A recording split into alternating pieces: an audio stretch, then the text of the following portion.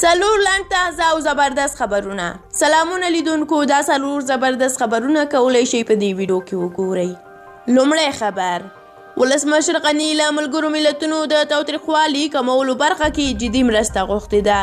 په خبرپاڼې کې ویلي دي چې ولسمشر تېره شپه په افغانستان کې د ملګرو ملتونو له استازي دیبرالاینس سره کتلې دي. په خبرپاڼې کې لیکل شوي دي چې دواړو لوریو په دې کتنه کې په افغانستان کې په روان وضعیت د تاوتریخوالي اوج او سولې پر مذاکراتو خبرې کړې دي.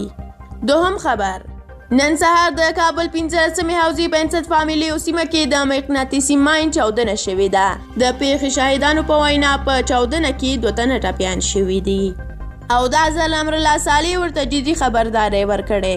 د ولسمشر غني لومړي مرستیال امرالله صالح د کابل امنیتي وضعیت په اړه د سهار 6:30 بجو پرله پسې 53مه ناسته کې وویل چې هغه کسانو ته چې پر یو موټر سایکل سپارېږي جدي خبرداری ورکړی او ورته ویلي دي چې پر یو موټر سایکل د 2 کسانو سپارېدل په دې معنا دي چې یاد کسان د شکمنو په نوملړ کې ځانونه شامل کړي.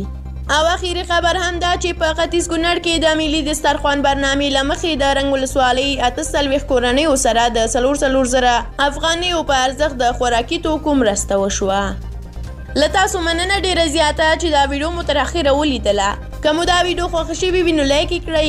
د همداسې زموږ نورو ویډیوګانو د لیدو لپاره که مو زموږ یوټیوب چینل سبسکرایب کړی نه وي نو همدا اوس یې سبسکرایب کړئ. تر بیا او بلې ویډیو الله مو مل شه.